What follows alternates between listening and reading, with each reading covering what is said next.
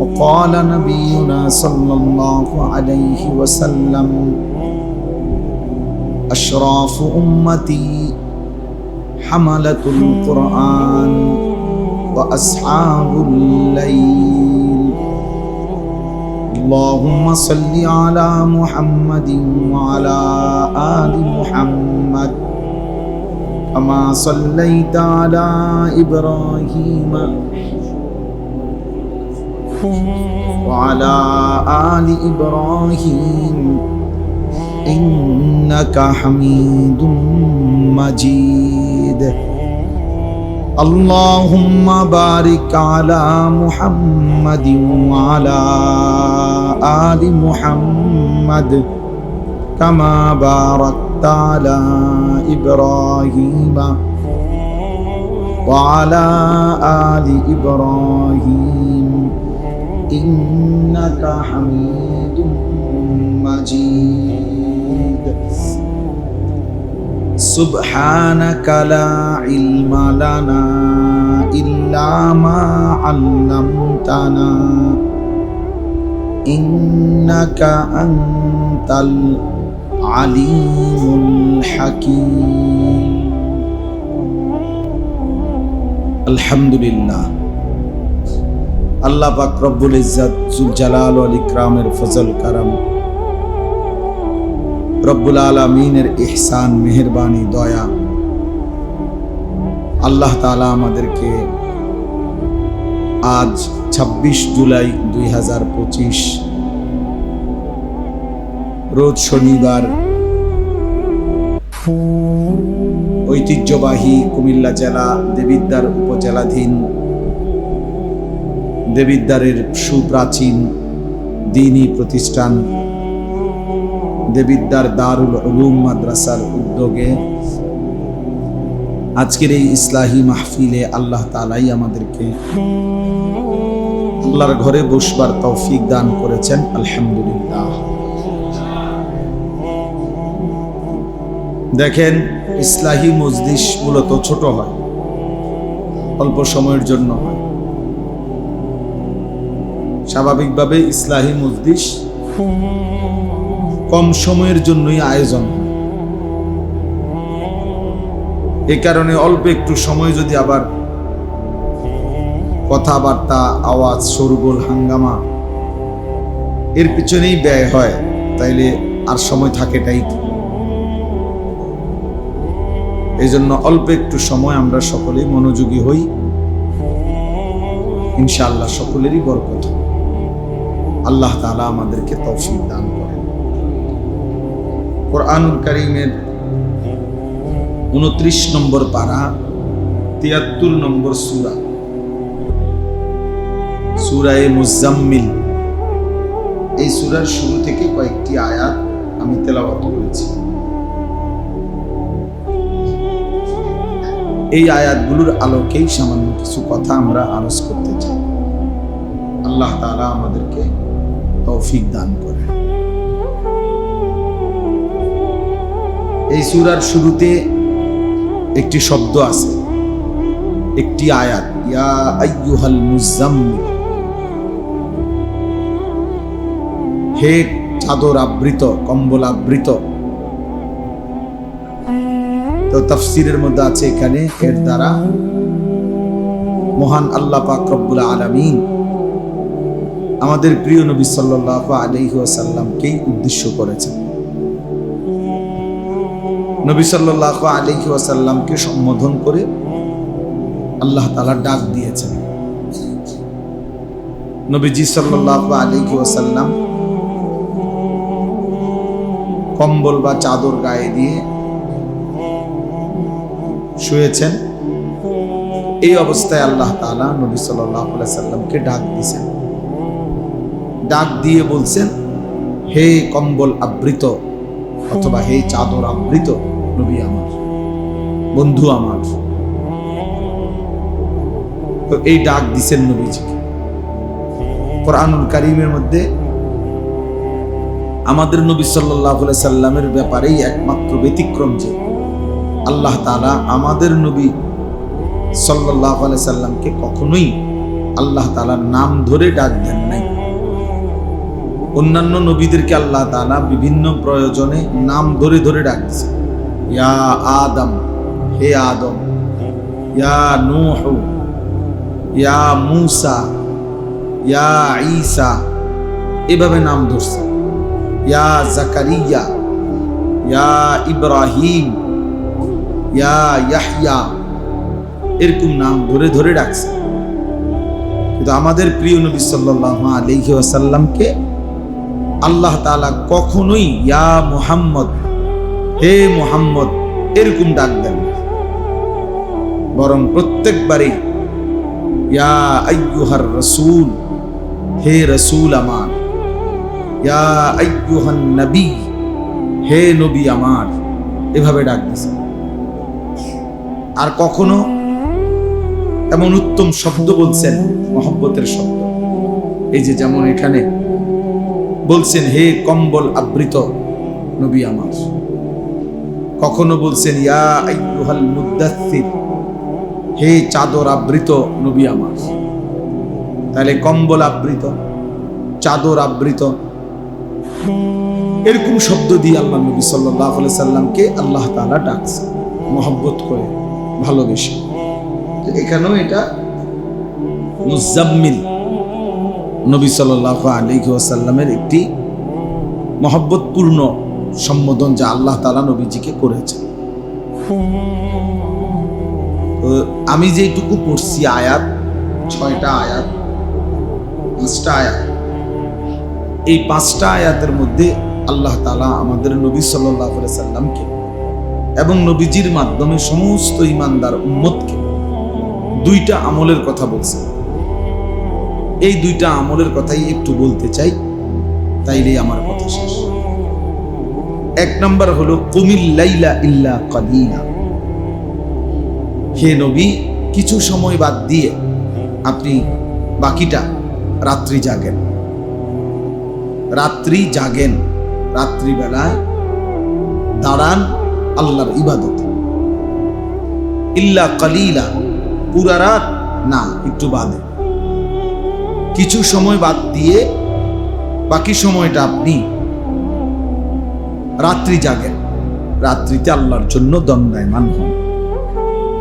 এই আরবিতে এটাকে বলে কোরআন সুন্নাহর ভাষায় কিয়ামুল লাইল, রাত্রি জাগা, রাত্রি জাগরণ করা। আল্লাহ তাআলা বলেন পরিমাণটা আল্লাহ আরো ভাঙ্গিয়ে দিয়েছেন ব্যাখ্যা করে, নিসফাহু, হয়তো অর্ধরাত, তাইলে বোঝা গেল 50-50, জেগে থাকবেন অর্ধেক, ঘুমাবেন কি অর্ধেক। আবিন কুস মিনহু কালিলা, অথবা অর্ধেকের চাইতে আর একটু কমাবেন, আরেক ভাগ কমিয়ে ফেলবেন। তার মানে জেগে থাকবেন 3 ভাগের 2 ভাগ, ঘুমাবেন 1 ভাগ, 1 ভাগ। আও জিদ আলাইহি, অথবা তার চাইতে বেশি, 4 ভাগের 3 ভাগই জেগে থাকবেন, বাকি অংশ ঘুমাবেন। তার মানে এক কথায় মূল বক্তব্য হলো 1/3 হোক, অর্ধাংশ হোক, 2/3 হোক, মূল বক্তব্য এটাই, পুরা রাত্রি ঘুমাবেন না। পুরো রাত্রি একজন মুমিন ঘুমাবে না, বরং কিছু সময়ের জন্য মহান আল্লাহ পাকের ইবাদত, রাত্রিকালীন কিয়াম বন্দিগির জন্য, সেজদার জন্য হে নবী আপনি দাঁড়ান।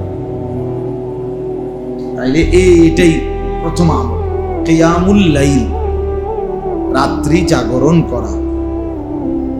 আমাদের নবী সাল্লাল্লাহু আলাইহি সাল্লামের প্রতি আল্লাহ তাআলার আদেশ, এবং নবীজি সাল্লাল্লাহু আলাইহি সাল্লামের মাধ্যমে আমাদের জন্য আদেশ। এরপরে আল্লাহ তাআলা বলেছেন দ্বিতীয় আমল হলো ওয়ারাত্তিলিল কুরআনা তারতিলা, আপনি রাত্রি জাগবেন, তো রাত্রি জেগে কি করবেন? কোরআনুল কারীমের বিশুদ্ধ নির্ভুল তিলাওয়াত করুন। লম্বা কোরআন তেলাওয়াত করুন, 1 ঘন্টা 2 ঘন্টা 3 ঘন্টা নামাজে দাঁড়ান অথবা এমনি জেগে থাকেন, তবে কোরআনুল কারীমের বিশুদ্ধ নির্ভুল নিখুঁত তেলাওয়াত করুন। ধীরে ধীরে বুঝে বুঝে শুনে শুনে আন্তরিকতা দরদ নিয়ে বিশুদ্ধতার সাথে নির্ভুলতার সাথে কোরআনুল কারীম তেলাওয়াত করা, এটাই হচ্ছে তারতিলুল কোরআন, তিলাওয়াতুল কোরআন। সবচেয়ে সর্বোচ্চ তেলাওয়াত হলো কোরআনের সবচেয়ে হক আদায় করে তেলাওয়াত হয় যখন ব্যক্তি এভাবে পড়ে যে পড়তে পড়তেছে অর্থ বুঝতেছে। মূলত তেলাওয়াত কিতাবের মধ্যে আছে, এই তেলাওয়াত তালা ইয়াতলু এই শব্দের অর্থ হলো কোনো কিছুর পিছনে পড়া, অর্থাৎ কোরআনুল কারীম এভাবে তেলাওয়াত করতেছে যেন অর্থটা তার পিছনে পিছনে চলতেছে, অর্থটা সে বুঝতেছে, মজা পাইতেছে। তাইলে দ্বিতীয় আমল হইল তিলাওয়াতুল কোরআন, কোরআনুল কারীমের তেলাওয়াত। এই দুইটা আমল, একটা হলো কিয়ামুল লাইল, রাত্রি জাগরণ করা, আরেকটা হলো তিলাওয়াতুল কোরআন, কোরআনুল কারীম তেলাওয়াত করা। আল্লাহ তাআলা বলেন, ইন্না সানুলকি আলাইকা কাওলান সাকিলা, আমি যে আপনার কাছে কোরআন নাজিল করছি এটা বড় ভারী কথা, উঁচা কথা, দামি কথা, বহুত ওজনদার, বহুতই মূল্যবান, বহুত ভারী। কাওলান সাকিলা, বড় ভারী কথা, ওজনওয়ালা কথা। তাহলে অতএব মামুলি কোনো বিষয় মনে করবেন না কোরআনকে, বরং আল্লাহ তাআলা বলেন এটা অনেক ভারী কথা, অনেক উঁচা কথা, ওজনদার কথা আমি আপনার কাছে পাঠাচ্ছি। আর রাত্রিবেলা একটু বেশি কোরআন তেলাওয়াত করতে কেন বললেন? রাত্রি জাগতে কেন বললেন? আল্লাহ তাআলা বলেন, ইন্না নাশিআতাল লাইলি হিয়া আশাদ্দু ওয়াতআন ওয়া আকওয়ামু কিলা, নিশ্চয়ই রাত্রি জাগা, রাত্রিতে বন্দিগি করা, গভীর রজনীতে সেজদা করা, তেলাওয়াত করা, আল্লাহকে ডাকা। আল্লাহ তাআলা নিজেই বলেন মানুষের মনের যেই চাহিদা, নফসের যেই চাহিদা, অর্থাৎ মনের যেই কুমন্ত্রণা, নফসের ভিতরে, প্রত্যেকের ভিতরে যেই গুনাহের চাহিদা, এটা দমন করার জন্য, স্থিমিত করার জন্য আল্লাহ তাআলা বলেন এই রাত্রি জাগরণ এবং রাত জেগে কোরআনুল কারীমের তেলাওয়াত এটা কার্যকর একটি ঔষধ, কার্যকর পন্থা। ও আকওয়ামু কিলা, এবং মহান আল্লাহ পাকের সাথে একান্তে নিরিবিলি নিজের সব আবেগ, মহব্বত, ভালোবাসা, আবদার, কথাবার্তা, চাওয়া পাওয়া বলার সবচেয়ে কার্যকর সময়, মজবুত সময়, সবচেয়ে উত্তম সময়। রাত গভীরে চারিদিকে যখন অন্ধকার, তখন আল্লাহকে নিজের দুঃখ, অভাব, অভিযোগ, নিজের চাওয়া পাওয়া, সুখ দুঃখ, আনন্দ বেদনা বলার শ্রেষ্ঠ সময়। তাহলে এখন আসেন, এখানে মোট এই 6টা আয়াত আমি পড়ছি সূরা মুজাম্মিলের। এই 6টা আয়াতের মধ্যে আমাদের প্রিয় নবী সাল্লাল্লাহু আলাইহি ওয়াসাল্লাম এবং নবীজির ইমানদার উম্মতের জন্য আল্লাহ তাআলা সর্বযুগের জন্য 2টা আমল বলছে। একটা হলো কিয়ামুল লাইল, রাত্রি জাগরণ, আরটা হলো তিলাওয়াতুল কোরআন, কোরআনুল কারীমের তেলাওয়াত। কোরআনুল কারীমের তেলাওয়াত, কোন মানুষ যদি নিজের নফস দমন করতে চায় তাহলে এই 2টা কার্যকর পন্থা আল্লাহ বলছে, কার্যকর পন্থা। এবার আসেন একটা কথা বুঝেন, সবাই একসাথে বুঝবে না, আমরা জানি। যে কয়জন বুঝেন আপনি শুনেন, মনোযোগ। 2-4 জন কিছু গাফেল থাকবে, দুই চারজন মনেই করে এগুলো কঠিন কথা, এই সমস্ত কথা বলার কি দরকার? এই জন্য যে ইনশাল্লাহ মনোযোগী হবে সে আল্লাহর কথা বুঝবে, কোরআনের কথা বুঝবেই বুঝবে। তো বলতেছিলাম, মহান আল্লাহ পাক রব্বুল আলামিন আমাদের এই জীবন, আমাদের এই দেহ দুইটা অংশ দিয়ে সাজাইছেন। একটা বাহ্যিক এই অঙ্গ প্রত্যঙ্গ, আরেকটা হচ্ছে কলব, অন্তর্জগৎ। বাহিরের একটা জগৎ, ভিতরের একটা জগৎ।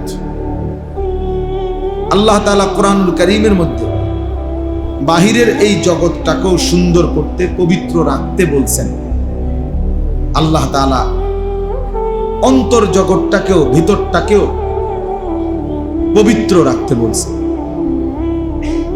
পবিত্র রাখতে বলছেন। এজন্য বাহ্যিক পবিত্রতা, তহারত, এটা যেমন জরুরি, আভ্যন্তরীণ পবিত্রতা, ভেতরের মন্দ চরিত্র দূর করে নিজের মধ্যে উত্তম চরিত্র আনয়ন করা, এটাও জরুরি, এটাও ফরজে আইন, এটাও বাধ্যতামূলক। নামাজ যেমন বাধ্যতামূলক, অন্তরকে গুনাহ থেকে পবিত্র রাখা, অন্তরকে মন্দ স্বভাব থেকে পবিত্র রাখার চেষ্টা করা, এটাও ফরজ, এটাও বাধ্যতামূলক। ব্যক্তিগতভাবে আমরা যারা মুসলমান, বর্তমান সময়ে সংখ্যাগরিষ্ঠ অনেক মুসলমান, আমরা এই আধ্যাত্মিকতা, তাসাউফ, তাজকিয়া, অন্তর পরিশুদ্ধ করা, ইসলাহ করা, এটা কম বুঝি কম। আমরা ব্যক্তিগতভাবে শরীর, জামা, চুল, প্যান্ট, শার্ট, কাপড় চোপড়, ঘরের আসবাবপত্র, ফার্নিচার, এগুলা যে পরিমাণ পরিষ্কার পরিচ্ছন্ন রাখতে পছন্দ করি, তার হাজার ভাগের, লাখো ভাগের এক ভাগও আমরা আমাদের দিল পরিষ্কার রাখতে ফিকির করি না। অথচ আমাদের শ্রদ্ধাভাজন হযরত মাওলানা আবু তাহের সাহেব এইমাত্র চমৎকার কথা বলতেছিলেন যে কোরআনুল কারীমের মধ্যে আল্লাহ তাআলা বলছেন, ইয়াউমা লা ইয়ানফাউ মালুন ওয়ালা বানুন, হাসরের দিন সম্পদ এবং সন্তানাদি কোনই উপকার দেবে না, ইল্লা মান আতাল্লাহা বিকলবিন সালিম, একমাত্র ওই ব্যক্তি মুক্তি পাবে আল্লাহর ফয়সালায় হাসরের দিন, যে একটি কলবে সালিম, একটি পবিত্র নিরাপদ অন্তর নিয়ে মহান আল্লাহ পাকের সামনে হাজির। তাইলে ভেবে দেখেন, সরাসরি কোরআন শরীফের আয়াত। বাহ্যিক এই দেহ নিয়ে গেলে হবে না, ফিটফাট চুল নিয়ে গেলে হবে না, বরং কলবে সালিম, একটি পবিত্র, গুনাহমুক্ত, নিষ্কলুষ একটি দিল নিয়ে মহান আল্লাহ পাকের সামনে হাজির হতে হবে। তাইলে আল্লাহ তাআলা বলছেন হাসরের ময়দানের নিস্তার মিল। তাইলে এটা আসলে বাস্তব যে আমাদেরকে কলবে সালিম বানানো, আমাদের ভেতর, অন্তর, আত্মা পবিত্র করা, আমাদের ভেতরটাকে ইসলাহ করা, সংশোধন করা ভীষণ জরুরি, অনেক জরুরি, অনেক জরুরি। বাহ্যিক কাপড় ধোয়া এটা যে পরিমাণ জরুরি, দিলকে মন্দ অভ্যাস থেকে দূর করা, পরিচ্ছন্ন করা, তার চাইতে কোটি গুণ বেশি জরুরি। আমি একটা উদাহরণ দেই, তাহলে বুঝলাম। মনে করেন হিংসা, এটা একটা মন্দ রোগ।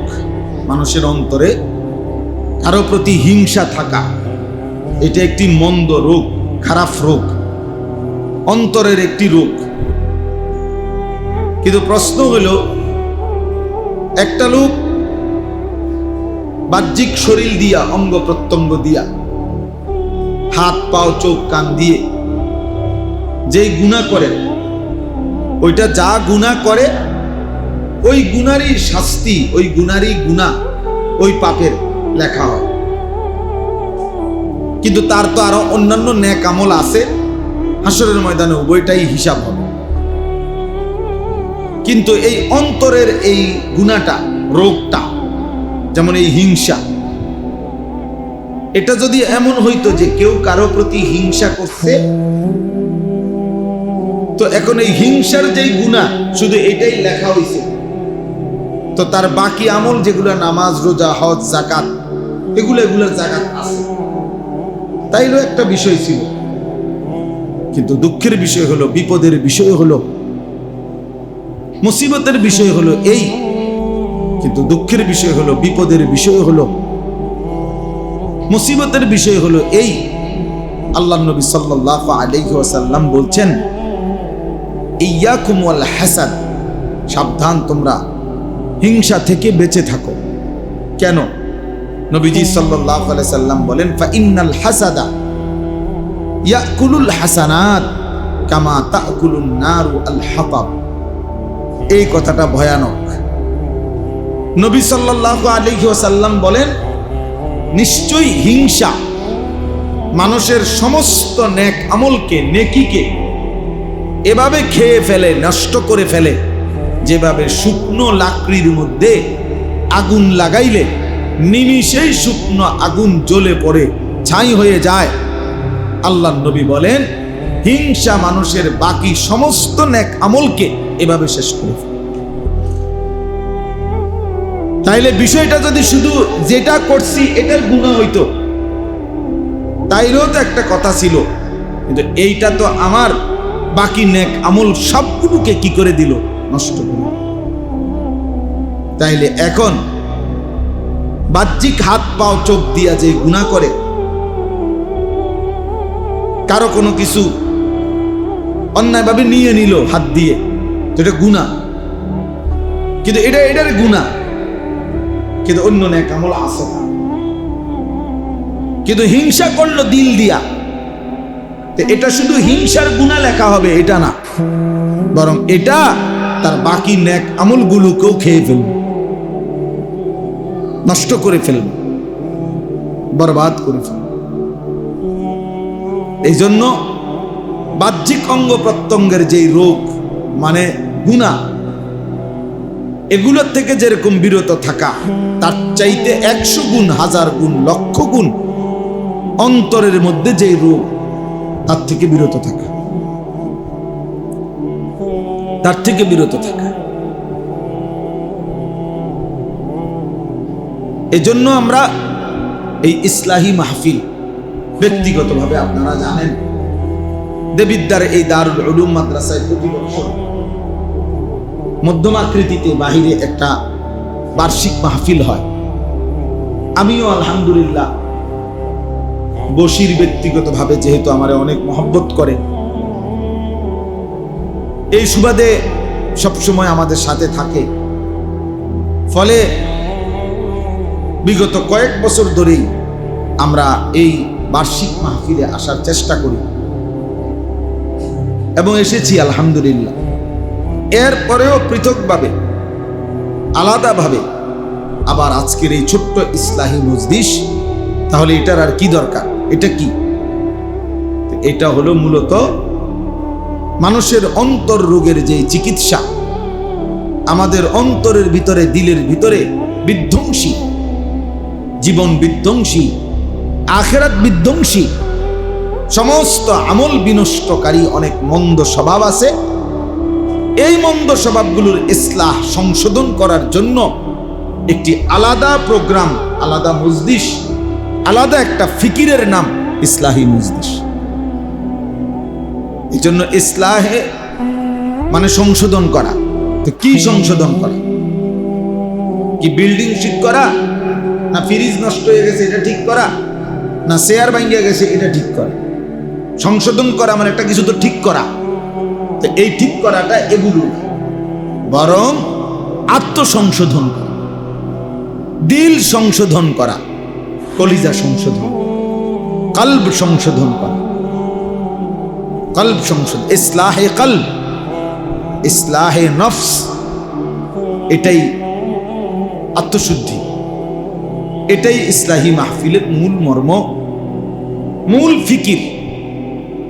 আমাদের সমাজের অনেক মানুষ, আমিও আপনিও, অসংখ্য মন্দ স্বভাব আমাদের ভেতরে আছে, অন্তরের রোগ, কিন্তু আমরা এগুলারে পাত্তাও দেই না, তেমন কিছু মনেও করি না, কিন্তু এটা বহুত বড় ক্ষতিকারক, বহুত বড় ক্ষতিকারক, বহুত বড় ক্ষতিকারক।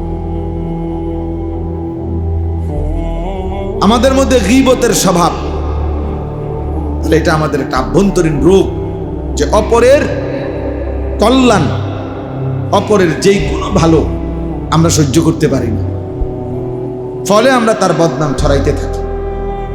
তাহলে আমার মধ্যে তো এই মানসিকতাটা চেঞ্জ হওয়া উচিত। আমি যদি অপরের কল্যাণই না ভাবি, তো এটা কেমন আখলাক হইল, কেমন গুণ হইল? যে এরকম অসংখ্য মন্দ স্বভাব আমাদের দিলের মধ্যে আছে, এগুলোকে দূর করার মেহনত হলো এই ইসলাহি মেহনত, খানকাহি মেহনত, আউলিয়ায়ে কেরামের মেহনত, পীর বুজুর্গদের মেহনত। এটা ইদানিং কালে যত বেশি আমরা বস্তুবাদী হয়ে যাচ্ছি, মোবাইল, আধুনিকতা, ঢং ঢুং, রং ঢং, চাকচিক্য, হ্যাঁ।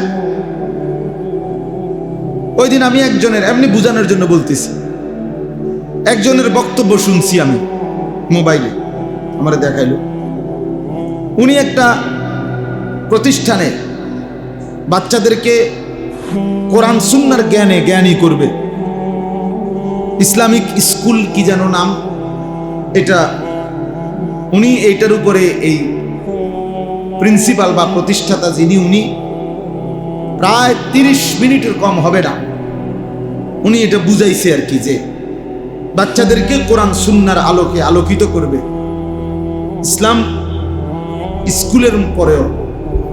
এখন আমি ওনার এই বক্তব্যটা শুনছি পুরাটা, মনোযোগ দিয়ে একের পুরাটা। এখন আমি খুব খেয়াল করছি, তাকাইয়া শুনছি, লক্ষ্য করলাম যে 40 মিনিট উনি বক্তব্য দিল, প্রতিটা লাইনের মধ্যে, প্রত্যেক লাইন কথার মধ্যে উনি 3টা-4টা করে ইংরেজি শব্দই বলছে, কিন্তু 40 মিনিটে ওনার মুখ দিয়া